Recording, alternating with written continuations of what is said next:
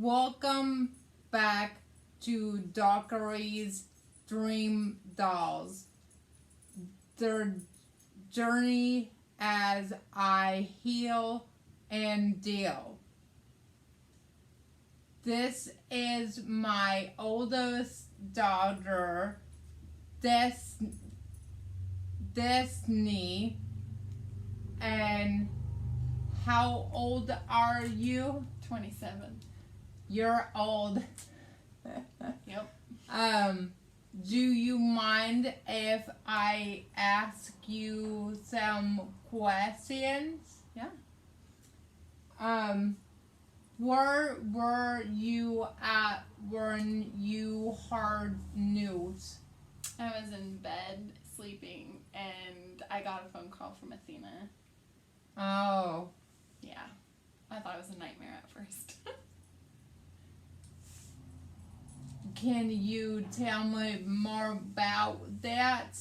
Well, I heard my phone ring and I picked up the phone and I just thought Athena was trying to ask if we wanted to hang out or something. Because it was on the days normally we would hang out, and then I heard her crying and I didn't understand what was going on, and she was freaking out and told me I need to come to the house right now. And I didn't know what was going on, so I came over, and then that's when I found out what happened. I didn't really find out on the phone. They wanted to tell me in person. Oh. Yeah. What were you told?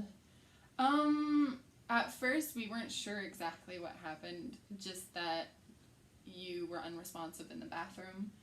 I don't know, everybody was just really frazzled and scared at the moment. So no one really knew at the moment what had happened until a couple days later. Yeah. Until we knew exactly what happened. Were you told then?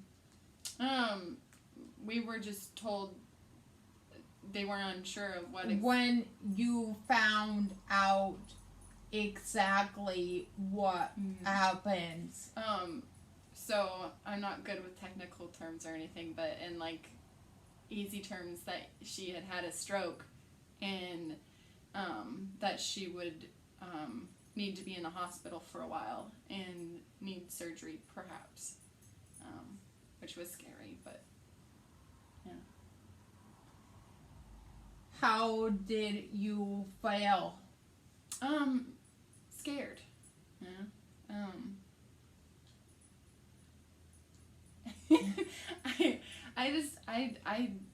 I wanted to be everybody's rock and be there for everybody and help them. That's through my job. Yeah, I know. But you weren't there, and somebody had to help because everybody else was freaking out, and I was freaking out too. But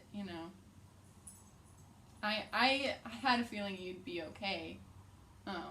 Everybody else was scared you were not gonna come back from the hospital. Though. Yeah. That's interesting. I'm not gonna come back since they think I was gonna die or in hospital for rest my life. Well, pretty much, because the doctors didn't really they didn't at first give us for a certain thing. They were just yeah, it's really bad, and then made us freak out. It's thank you, yeah, thanks, that's what we need to hear right now. And then it was hard because only Dad could go see you for a while, and that was really sucky because we couldn't go see her and couldn't and see how Dad came back all frazzled and stressed out. He's not best communicator. Well, and he doesn't deal well with stress either. Yeah. I don't think any of us really do. That's my job. That's why we're in this problem in the first place. What did you do next? We were just, trying to, myself, I was just trying to make sure everybody everybody here was taken care of because you weren't here to take care of everybody. So, I tried to help out while Dad was with you because nobody else could be. So, I kind of just made sure there was food in the house, made sure everybody was safe, make sure, Dad had to have to not worry about anything when he got home so he could just take care of you. I appreciate that, but I don't appreciate you running away to my kitchen. I know. I have a problem with that.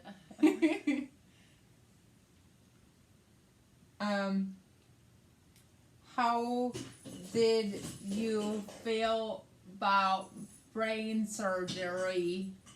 It was scary. I mean, the whole thing was scary, like, especially brain surgery because, when you hear brain surgery, it doesn't sound like it's, like, a easy thing and, like, it's just like, 100% chance of surviving. It was a piece of cake. But COVID test wasn't. Yeah. That hurt. I hope I never have to do that. Yeah. I've been lucky so far, but I mean, we were scared before, and then after it happened, because we were at the hospital waiting outside with Dad while it happened, and and then we got the call saying everything went well, and we were all super excited and just really happy. Who was outside with Dad? It was me and Nina and Uncle Keith and Aunt Ray and Samantha and Gary. We were all outside just, really hoping for the best, freezing our butts off because they wouldn't let us inside or anything, so we just stayed outside in the courtyard just waiting for the news to see, if you were okay or not. That's new information for me. Well, there you go, surprise. Yeah. We had a party outside waiting for you to celebrate.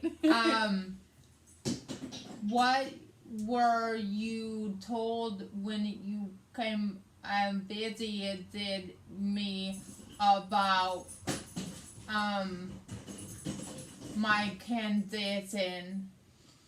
Well, I was just told by, like, Dad and stuff, like... No, by doctors. No doctor ever really talked to me. That I'm a vegetable. That, what? A vegetable. No doctor ever told me you were... Well, I guess I was told that, I overheard saying, a doctor saying that, you may never walk or even talk again. And that made me angry because, they just kind of was like, yeah, she had a stroke, so, she'll probably never walk or talk again. And that made me mad because I know my mom. She's strong and she's resilient and stubborn as hell. So, pardon my language, but you're very stubborn. And I knew that she would get through it, so. Unlike Athena, she was having a worry time, and she's like, Mom may never walk or talk again. I was like, don't listen to the doctors. They don't know what they're talking about. I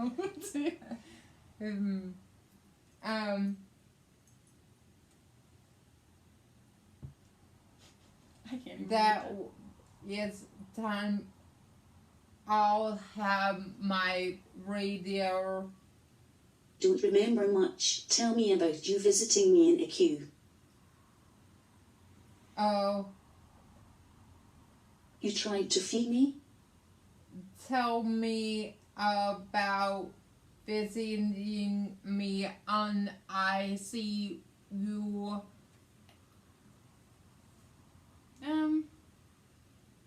What was it like in I.C.U.? When I came to see you, it was different. You were in a lot of pain and in and out of it. That was after brain surgery, right? Yep. Yeah. It was weird to see you with, like, stitches in your head, and you were just in and out of it, really sweaty, always in pain and, like, moaning and groaning, and it was... I'm sorry. No, it's not. You shouldn't be sorry about it. It just was really hard to see you different, It not like the strong woman that you normally are. Vulnerable. And that's not how I was used to seeing you, and it just made me sad because I'm used to seeing a strong woman Yeah. who's like independent and like, you know, takes care of everything and is everybody's rock, and it was but yeah, I did try to feed you because you wouldn't eat for the doctors or anything. But when I came, I like even made you food and everything, something that I thought you would like, and you rather have ate for the doctor than for me. I just wanted him to leave me alone. Yeah. And one by leave alone. Right. Well, I was just worried because they were talking about putting a feeding tube in. Yeah. And if you didn't start eating, so I was like, well, I don't want that to happen. That sounds really painful. So I was like, well, maybe try making her some food. Like, I even ate it, and I was like, I would eat this. So obviously, Mom would like it. It wasn't offensive to you. I know. She wouldn't even try it, though. And it was really good. I had everybody try it, and it was so delicious, and you wouldn't eat it. So mad. But, yeah, it was alright. How did you feel about me cutting my hair? It was weird. I was like, that is not my mom. What happened to her? She would never cut her hair. And everybody's like, yeah, she wants to cut her hair. And I was like, no, that's not my mom. Is she okay? Like, did something really go wrong? But I end up really liking your hair short. I think it's cute. Thanks. I could never pull it off like you do. Everybody's like, oh, everybody, we should cut our hair. Athena, Tiffany, no. Yeah, I was like, my mom would be livid if I cut my hair too. She would be mad if I shaved my head bald. Plus, I couldn't pull it off like her. You got a nice head. Raleigh could pull it off. He's got a cone head. Yes. That dog just put that ball in here. He wants to play. Aww.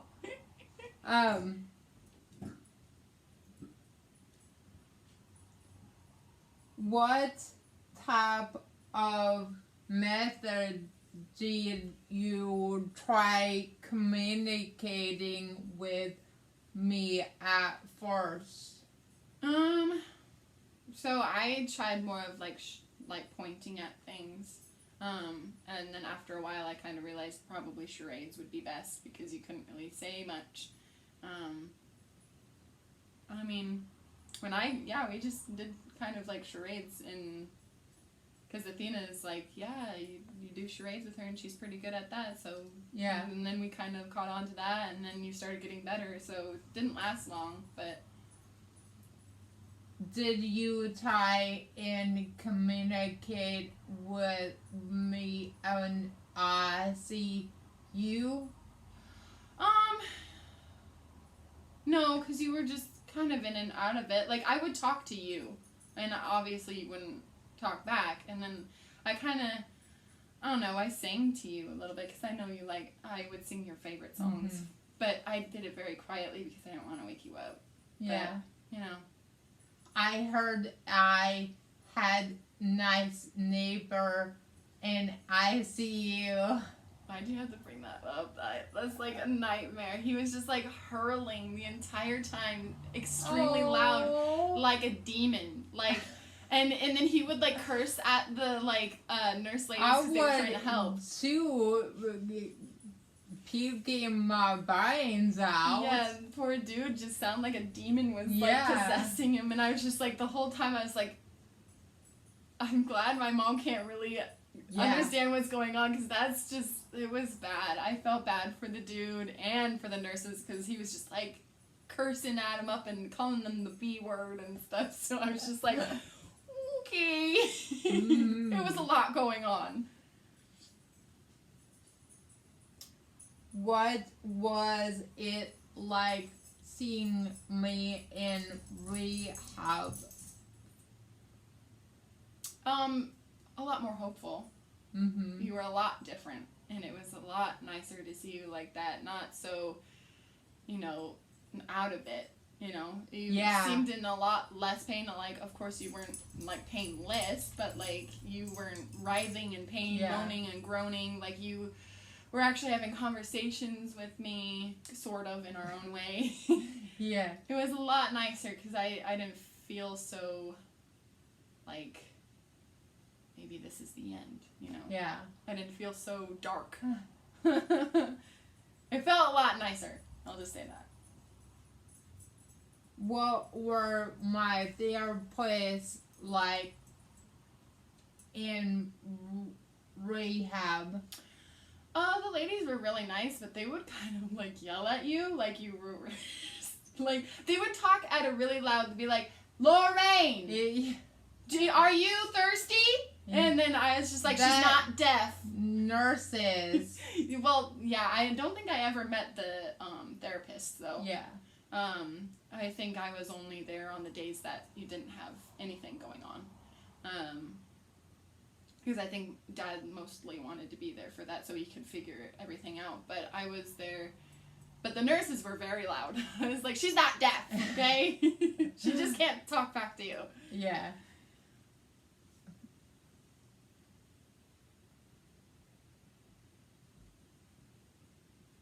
How did you feel about me coming home? I was happy. I mean, I was excited, but I was also scared because, then everything was going to be different. Not the same as normal. But I was really excited because nobody thought that you would come home at first. Mm-hmm. We thought you were going to be in there for a lot longer. And then they're like, you just kept getting better and better. And then they're like, yeah, we're going to send her home early. And it was really exciting. I was really, really happy. Mm-hmm. Mm-hmm.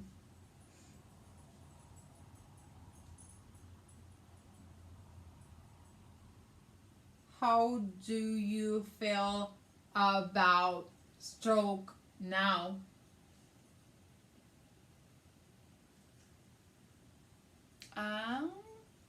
I just think that, you're still my mom, and, you just had something traumatic happen to you, and you're the same person. It's just, communicating can be a little different. You're a lot, like, eons better than you were when you first got home. Like, we can actually hold conversations now. You're walking. Yeah. Which, when you first had your stroke, we thought that would never happen, but...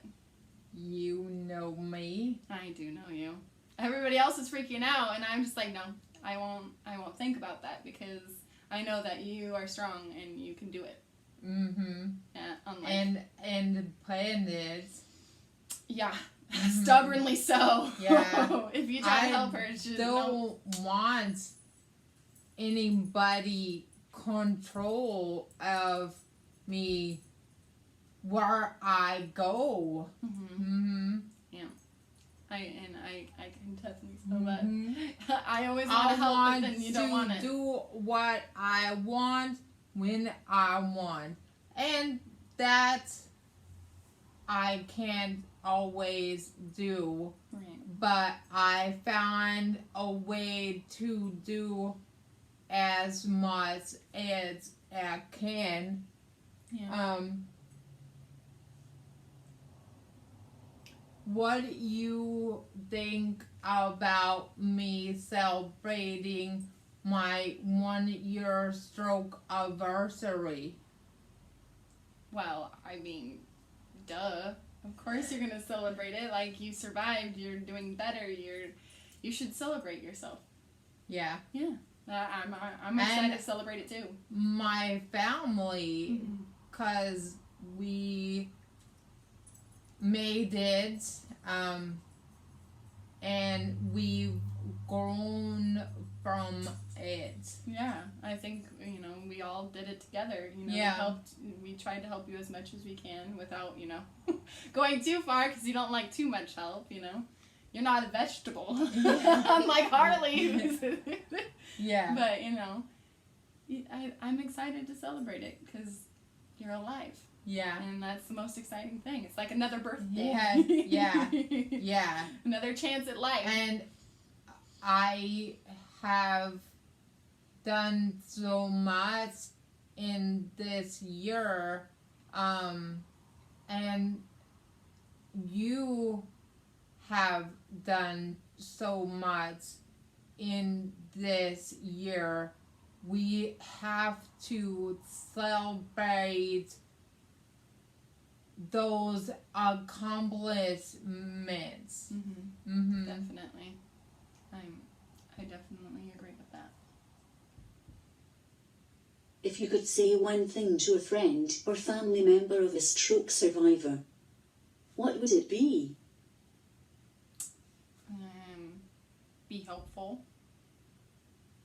Hopeful. Yeah. That's what I meant to say, sorry. And, you know, don't push too much, especially, like, my mom is strong and resilient and stuff, but not everybody's like that, and, you know, you don't want them to be stressed out. Leave the therapy to the therapist. Yep. Yeah. Just be there to support them, you know? It's scary for them, too. So, I would just say, just be there to support them, be hopeful, don't be dreadful. Don't think that it's the end of the world, because, you know, it might not be. So, that's what I would say. Probably won't be. Stroke survivors are strong if you let them be. Right. Just be there to be positive reinforcement. Yeah. Know? Let them know that they can do it, and it's not the end of the world for them. As long as they keep trying. But, again, only, like, keep the therapy to the therapist. Yeah. Because unless you have a PhD, it's probably not a good idea. Yeah. That's it for this episode of my stroke journey. You mind if I give you a hug? Ew. Of course, give me a hug. Thank you for doing this with me. Of course. And smash that like button and subscribe. Bye for now.